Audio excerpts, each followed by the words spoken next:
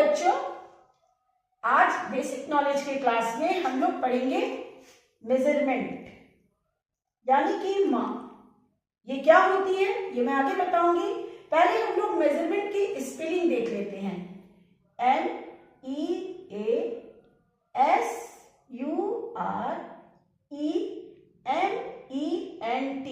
Measurement यानी कि माप। जब भी किसी वस्तु को हमें देखना होता है कि उसकी लंबाई क्या है, उसकी लेंथ क्या है। कोई भी वस्तु, मान लीजिए ये स्केल ही है, या मान लीजिए कोई लकड़ी का टुकड़ा है, मान लीजिए ये पेंसिल है, तो इसकी लंबाई क्या है, तो हम किसी न किसी चीज से तो इसे मापेंगे। तो उसे जो हम मेजर करते हैं उसे ही हम लोग मेजरमेंट यानी कि उसके लिए जो माप बनाया गया है उसी की आज हम लोग पढ़ाई करेंगे। तो किसी वस्तु की लंबाई को नापने के लिए, यानी कि ये लंबाई, देखिए यहाँ मैंने लिखा है लंबाई, जिसे कि इंग्लिश में हम लोग लेंथ बोलते हैं, LENGTH, लेंथ यानी कि लंबाई। यानी कि किसी भी चीज की लंबाई को नापने के लिए हम लोग जिस मेजर का यूज करते हैं, इस्तेमाल करते हैं, उसको आप आगे के लेसन में आप देखिए मैं क्या पढ़ा रही हूँ। सबसे पहले यानी कि लंबाई को मापने की जो सबसे छोटी इकाई होती है वो होती है मिलीमीटर। मिलीमीटर ये सबसे छोटी इकाई है। अब दूसरा है सेंटीमीटर। सेंटीमीटर यानी कि 100 मिलीमीटर के बराबर आपको 1 सेंटीमीटर होता है। 1 सेंटीमीटर बराबर 100 मिलीमीटर। 1 सेंटीमीटर आपको कितना मिलीमीटर हो गया? 1 सेंटीमीटर में 100 मिलीमीटर। अब है 1 मीटर। अब यहां पे देखिए 1 मीटर, जैसे यहां पे 1 सेंटीमीटर में 100 मिलीमीटर हुआ, तो अब यहां पे आपको देखना है कि 1 मीटर में कितने सेंटीमीटर होंगे। तो 100 सेंटीमीटर का होता है 1 मीटर, यानी कि 1 मीटर में 100 सेंटीमीटर आता है। अब है 1 किलोमीटर। चौथा है 1 किलोमीटर। अब यहां पे 1 किलोमीटर, अब कितने मीटर के बराबर 1 किलोमीटर होता है, यानी कि 1 किलोमीटर में कितने मीटर छिपे हुए होते हैं। तो 1 किलोमीटर में बच्चों 100 मीटर। 1 किलोमीटर बराबर 100 मीटर। जब भी आपको कहा जाए कि ये 100 मीटर कितनी लंबी हुई, तो आपको कहना है 1 किलोमीटर, यानी कि 1 किलोमीटर में कितने मीटर छिपे हुए हैं? 100 मीटर।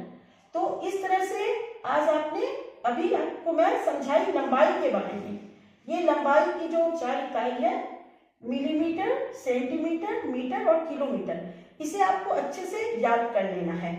अब हम लोग वजन, किसी भी वस्तु के वजन को कैसे नापते हैं, अगले लेसन में हम लोग उसको देख रहे हैं। ठीक है, अगला हमारा टॉपिक है वजन यानी कि वेट।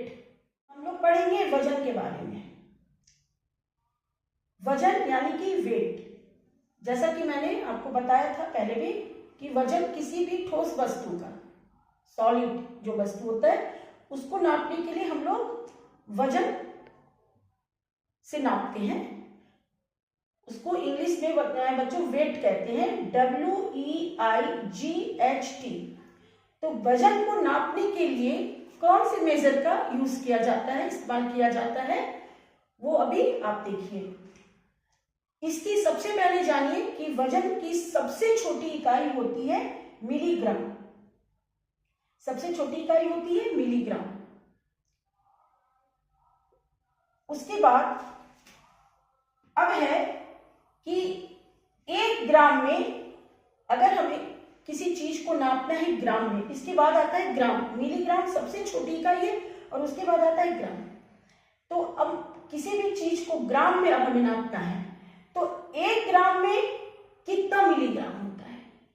तो बच्चों 1 ग्राम में 1000 मिलीग्राम होता है, यानी कि 1000 मिलीग्राम बराबर 1 ग्राम। अब है केजी यानी कि किलोग्राम। अब मान लीजिए कि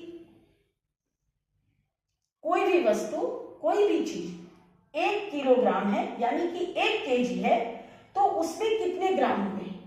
तो 1 किलोग्राम यानी कि 1 केजी बराबर 1000 ग्राम।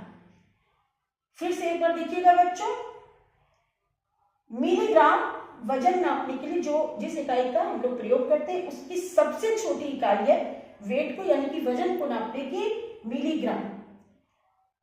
दूसरा, अगर हमें 1 ग्राम नापना है तो उसमें कितने मिलीग्राम होंगे? 1000 मिलीग्राम बराबर 1 ग्राम। अब 1 किलो में कितने ग्राम हुए? 1000 ग्राम बराबर 1 किलोग्राम, यानी कि 1 केजी। तो ये हो गया वेट, यानी कि किसी भी वस्तु, किसी भी ठोस वस्तु को नापने का मेजर हो गया वजन। अब बच्चों हम लोग देखेंगे मेजरिंग लिक्विड, यानी कि तरल पदार्थ। लिक्विड मीन्स तरल पदार्थ, जैसे कि दूध, पानी, तेल, इन सबको हम लोग किस चीज से मेजर करते हैं, नापते हैं? इसके लिए लीटर, मिलीलीटर, यानी कि ये हुई सबसे छोटी इकाई मिलीलीटर, ये हुई तरल पदार्थों को, लिक्विड को नापने की सबसे छोटी इकाई। अब मान लीजिए कि हम लोगों को एक जानना है कि 1 लीटर में कितने मिलीलीटर होंगे, तो 1 लीटर में 1000 मिलीलीटर होते हैं। 1000 मिलीलीटर बराबर 1 लीटर, 2000 मिलीलीटर बराबर 2 लीटर, 3000 मिलीलीटर बराबर 3 लीटर। बस जैसे ये बनता आगे बढ़ता जाएगा 1000, 2000, 3000, उसी तरह यहाँ पे 1 लीटर, 2 लीटर, 3 लीटर होता जाएगा। तो इससे हम लोग तरल पदार्थों को, यानी कि लिक्विड पदार्थों को नापते हैं। अब हम लोग देखेंगे समय, दिन, समय, वर्ष, इनको भी नापने की जो इकाई होती है, अब हम लोग आगे के टॉपिक पे उसको देखेंगे। तो ये हुआ बच्चों समय। अब समय को, यानी कि टाइम, इसको हम लोग जिस चीज से मेजर करते हैं, यानी कि मापते हैं, उसे हम एक एक करके देखेंगे। सबसे पहले तो ये जान लीजिए कि समय की सबसे छोटी इकाई होती है सेकेंड। समय की सबसे छोटी इकाई होती है सेकेंड। अब यहां पे बच्चों 1 मिनट में कितने सेकेंड होते हैं? 1 मिनट में हुए 60 सेकेंड, यानी कि 60 सेकेंड का होता है 1 मिनट। अब हुआ 1 घंटा, यानी कि 1 आवर। घंटा को इंग्लिश में आवर बोलते हैं बच्चों। तो 1 घंटे में कितने मिनट हुए? 60 मिनट, यानी कि 60 minute equal to 1 hour. 60 minute बराबर 1 घंटा। अब उसके बाद आता है दिन। एक दिन में, दिन को बच्चों आप जानते हैं कि डे बोलते हैं। अब है कि एक दिन में कितने घंटे हुए? तो एक दिन में हुए 24 घंटे, यानी कि 24 hours equal to 1 day. 24 hours equal to 1 day. अब डे के बाद आता है वीक, यानी कि सप्ताह। अब हम लोग देखेंगे कि एक सप्ताह में कितने दिन हुए? तो एक सप्ताह में बच्चों होते हैं 7 दिन, यानी कि 7 days equal to 1 week. 7 days equal to 1 week. अब बच्चों वीक के बाद आता है मंथ, यानी कि महीना। महीना को इंग्लिश में बच्चों हम लोग मंथ बोलते हैं। अब एक महीने में कितने वीक होते हैं? तो बच्चों एक महीने में होते हैं 4 वीक, यानी कि 4 हफ्ता, यानी कि 4 वीक्स इक्वल टू 1 मंथ, यानी कि 4 हफ्तों में 1 महीना होता है। अब आखिरी है वर्ष, यानी कि इंग्लिश में हम लोग ईयर बोलते हैं, 1 वर्ष को, 1 साल को। अब है कि 1 वर्ष में कितने महीने होते हैं? अब हम लोग यहाँ पर देखेंगे कि 1 वर्ष में कितने महीने हुए। तो 1 वर्ष में होते हैं बच्चों 12 महीने, यानी कि 12 months इक्वल टू 1 ईयर, यानी कि 12 महीने में 1 वर्ष हुआ। तो इस तरह से बच्चों ये हुई समय की बात, यानी कि हम लोग को समय को किस तरीके से नापते हैं, second, minute, hour, day, week, month, year.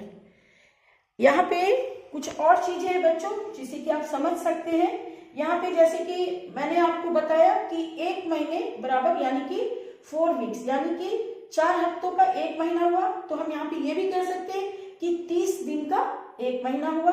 या जैसे हमने यहाँ पे कहा कि 1 वर्ष में 12 महीने हुए, यानी कि 12 मंथ्स इक्वल टू 1 ईयर। तो यहाँ पे हम ये भी कह सकते हैं कि 365 दिन के बराबर 1 साल, क्योंकि हम लोग जानते हैं कि 12 महीने में 365 दिन होते हैं। तो 365 दिन को भी हम लोग 1 साल कह सकते हैं। इस तरीके से भी हम लोग कह सकते हैं, लेकिन इसे हम लोग इस तरीके से बोले तो ज्यादा सही होगा, ठीक है, क्योंकि इसी के ऊपर फिर आगे आपको मैथ बनाना है। बहुत तरह के इस पे आपको वर्ड प्रॉब्लम होंगे जो आप इस पर ही सॉल्व करेंगे। तो बच्चों आज का क्लास जो बेसिक नॉलेज का था मैं यहीं पे खत्म कर रही हूँ। आगे के वीडियो में मैं इस पर कुछ वर्ड प्रॉब्लम, कुछ मैथ्स लाऊंगी जिसको कि सॉल्व करके मैं आपको यहाँ पर बताऊंगी।